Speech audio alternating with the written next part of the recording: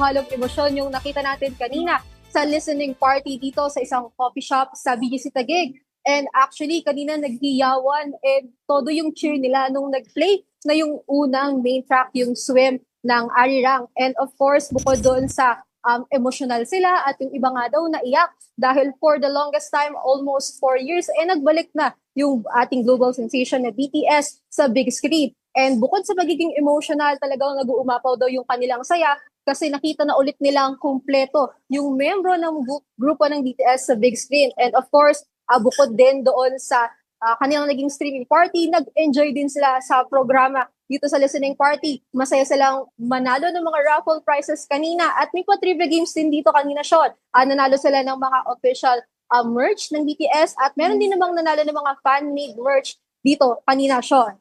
Okay. Jazz, may live viewing ba bukas?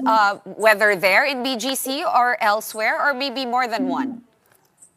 As of now, Sean, no, nagtanong-tanong tayo dito if bukas ba ay manonood sila or magkakaroon ng streaming party para sa comeback concert bukas. And so far, ang nakuha nating info, Sean, ay meron daw streaming party sa SM North bukas, 7 p.m. Libre at bukas daw to sa lahat, bukas sa lahat ng sa fanbase ng ARMYs. And so far, yung mga nakausap natin dito, dadalo doon bukas. While yung iba naman, magsusolo daw muna mag-stream bukas at iba naman kasama yung kanilang pamilya and yung kanilang mga fellow ARMYs na friends para manood ng kanilang comeback concert bukas kahit team bahay, Sean.